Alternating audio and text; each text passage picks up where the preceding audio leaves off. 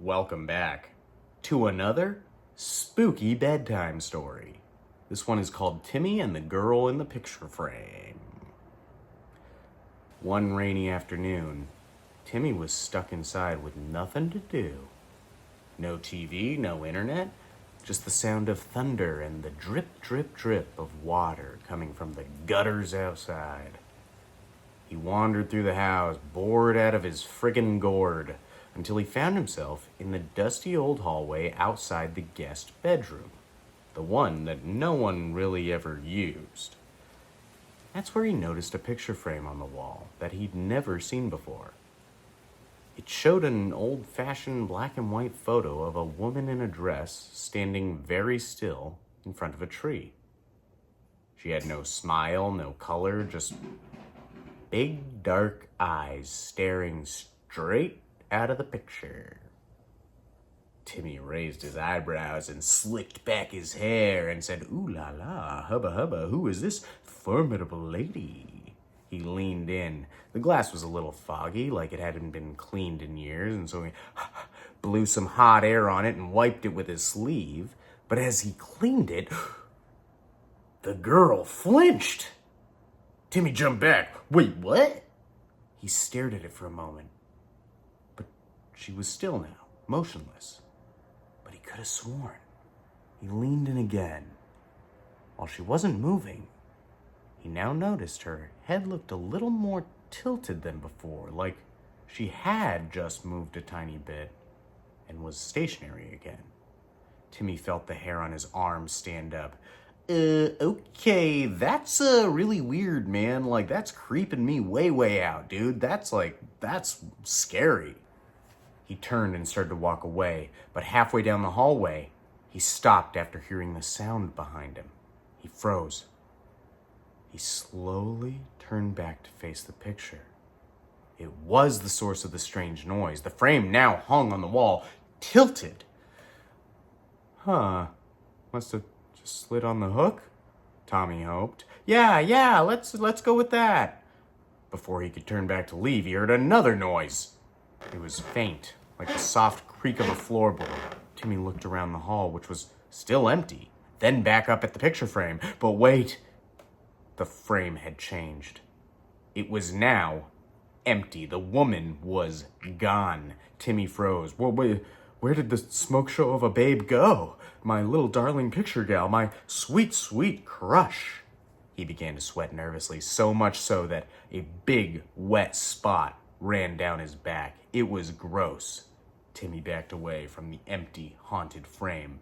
But as he did, he bumped right into a hand. His eyes went wide as he felt the hand on his back. He hoped it was his mom. But then he remembered his mom was on a cruise. Viva Las Vegas! Who is that? I'm going to turn around. I'm going to see who you are. And if you're not who you're supposed to be and you're not supposed to be here, you're going to jail. And I hope that you know that. And then he heard it. Your back is so sweaty, it's disgusting. Timmy mustered all the courage he had and he spun around. But no one was there.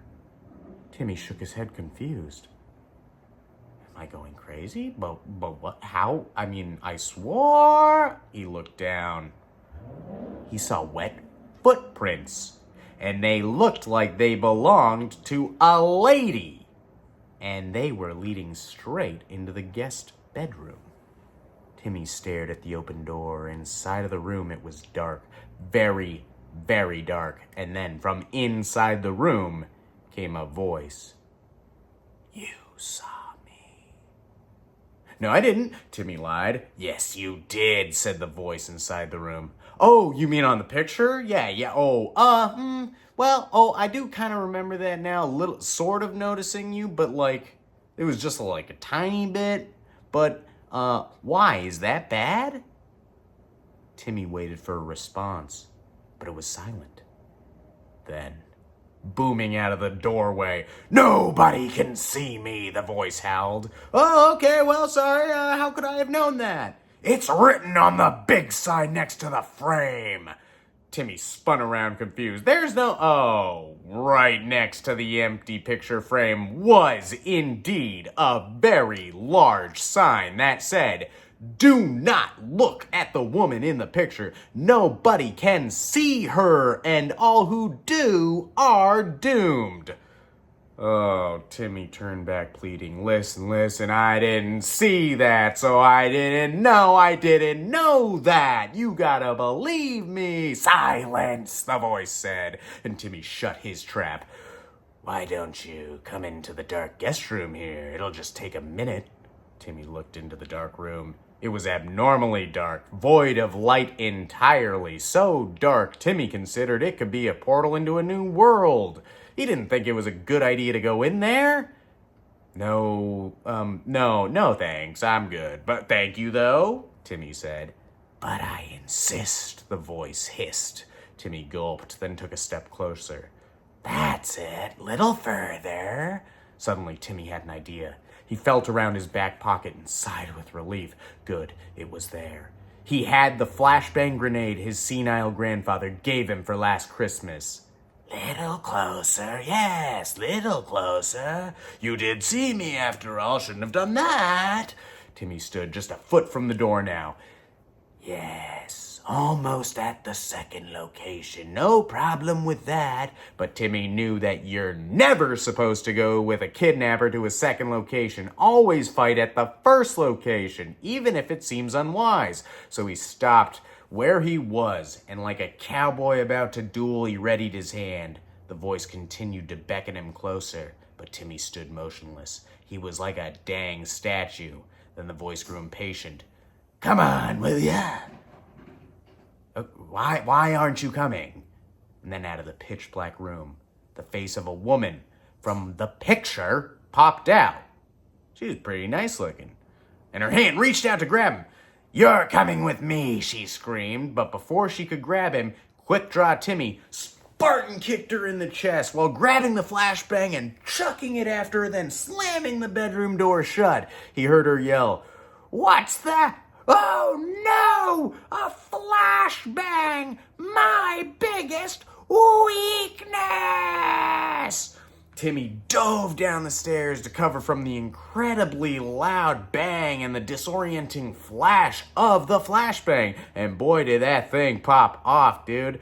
Timmy's whole neighborhood heard that. It was like this deafening loud bang that people still talk about today. And then the woman's voice followed, I'm melting! I'm melting!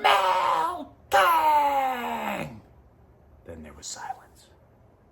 Timmy stood up, dusted himself off, nodding proudly. All right, I melted her, he said. But when he went back upstairs to check the frame, it wasn't empty anymore. She was back, and she had a big, creepy grin, and in her hand was a little tiny sign that he had to lean in closer to read, and it said, I didn't melt all the way, Timmy. You may have put me back in the picture, but if you think this is over, you're sorely mistaken. I'll come for you. May not be today, may not be tomorrow, may not even be a year from now, may not be 5 years from now, or a decade from now, but I will come for you. You, your children, your children's children will never find peace as long as I'm around. That's what the sign said. Naturally, Timmy did not like the sound of that. Then, I wonder, he thought to himself. He had another great idea. He ripped the frame off the wall, ran downstairs, brought out to the trash can, tossed it inside. The garbage truck rolled up. And a jacked garbage dude named Giuseppe, who Timmy believed had mob connections, said, Yo, Big Tim, you want us to destroy this here painting? 'Cause just say the word and consider it donezo. Timmy smiled and said, By all means, Giuseppe, do your worst. Giuseppe gave him a nod, pulled out a Tommy gun and started riddling the painting with bullets.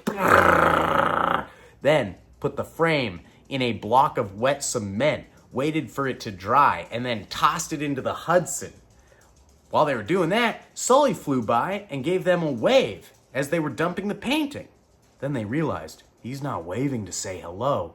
He's waving for them to move! Move out of the way! He had to make an impromptu crash landing. They dive out of the way as Sully landed yet another plane safely on the Hudson. It was incredible. Everybody cheered, and then as for Timmy, well, he never looked at another painting on the wall again unless given explicit instructions to do so.